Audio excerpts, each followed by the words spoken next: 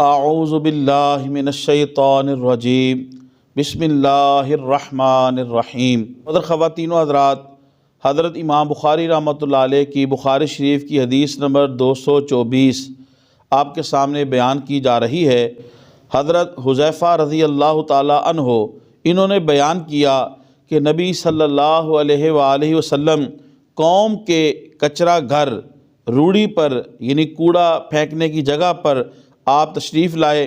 پھر آپ صلی اللہ علیہ وآلہ وسلم نے کھڑے ہو کر پیشاب فرمایا۔ پھر آپ نے پانی منگایا، سو میں آپ کے پاس پانی لے کر آیا۔ پھر آپ نے وضو فرمایا۔ اس حدیث شریف کے اندر ہے کہ پیارے نبی صلی اللہ علیہ وآلہ وسلم آپ قوم کی روڑی پر یا کچرا گاہ یا کچرا پھینکنے کی جگہ پہ آپ تشریف لائے اور وہاں پہ آپ نے کھڑے ہو کے پیشاب فرمایا۔ یاد رکھیے واجب الاحترام پیارے نبی صلی اللہ علیہ وسلم کی جو سنت مبارک ہے، جو عمومی سنت ہے، وہ بیٹھ کر ہی پیشاب کرنا ہے۔ لیکن اس حدیث پاک کے اندر جو یہ آیا کہ کھڑے ہو کے پیشاب فرمایا، یہ بیان جواز کے لیے ہے۔ یا عذر ہو انسان کو تو اس وقت انسان کھڑے ہو کے پیشاب کر سکتا ہے۔ چنانچہ حضرت امام شافعی رحمۃ اللہ علیہ نے یہ کہا کہ عرب یہ کہتے تھے کہ کھڑے ہو کر پیشاب کرنے سے کمر کی درد میں شفا ہوتی ہے، تو یہ گویا علاج کا ایک طریقہ ہے، اور گھٹنوں میں درد کی شفا کی بھی ایک روایت ہے۔ یعنی اگر کسی بندے کے کمر میں پین ہے یا کسی کے گھٹنوں میں پین ہے اور ماہر حکیم اور طبیب اسے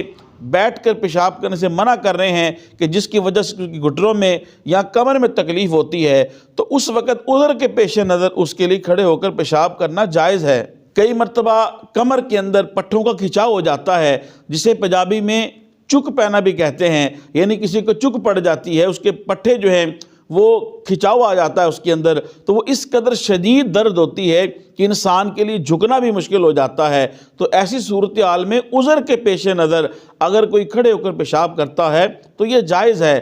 آپ صلی اللہ علیہ وسلم مسلمانوں کے کسی کام کے اندر مشغول تھے، جس وجہ سے آپ کو جب پیشاب کی حاجت ہوئی تو آپ دور نہ جا سکے، اور قریبی قوم کی ایک ایسی جگہ تھی جہاں پہ وہ کچرا وغیرہ پھینکتے تھے، تو آپ صلی اللہ علیہ وسلم وہیں پہ تشریف لے گئے اور وہاں پہ آپ نے بیان جواز کے لیے یا پھر عذر کے پیش نظر کھڑے ہو کے پیشاب فرمایا۔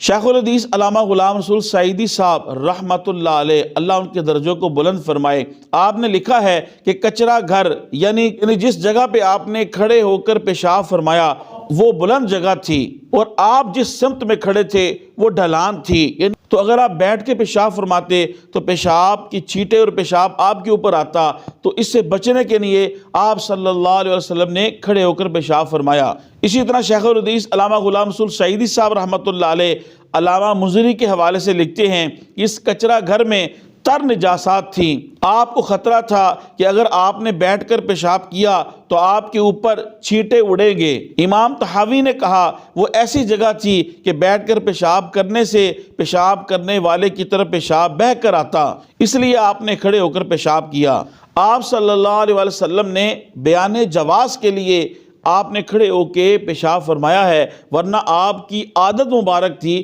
کہ آپ بیٹھ کر ہی پیشاب فرمایا کرتے تھے۔ کہ انسان کی حالت ایک طرح کی نہیں رہتی، انسان بیمار بھی ہوتا ہے، صحت یاب بھی ہوتا ہے، انسان گھر میں بھی ہوتا ہے، سفر میں بھی ہوتا ہے، تو کوئی ایسا مقام آ سکتا ہے کہ جہاں وہ بیٹھ نہیں سکتا، وہ تنگ جگہ ہے، یا وہاں پر بیٹھنے کو کوئی انتظام ہی نہیں ہے، کسی ایسے ملک اور کسی ایسے شہر میں چلا جاتا ہے، تو لہٰذا ایسی صورتحال میں بیان جواز کے لیے کہ جائز ہے، اور عذر کے پیش نظر اگر وہ کھڑے ہو کے پیشاب کر لیتا ہے تو جائز ہے۔ بیٹھ کر پیشاب کرنا یہ آپ صلی اللہ علیہ وسلم کی عادت مبارک تھی، اور عمومی طور پہ جو آپ پیشاب فرمایا کرتے تھے بیٹھ کر ہی فرمایا کرتے تھے۔ اس حدیث پاک کو صرف بیان جواز یا پھر ہم عذر کے اوپر معمول کریں گے۔ آخر میں نوجوان نسل کو یہ ضرور کہنا چاہوں گا کہ وہ اس حدیث شریف کا سہارا لے کے مستقل ہی اپنا یہ معمول بنا لیں، تو یہ پیارے نبی صلی اللہ علیہ وسلم کی سنت نہیں ہے، یہ بیان جواز کے لیے کہ عذر کے پیش نظر انسان ایسا کر سکتا ہے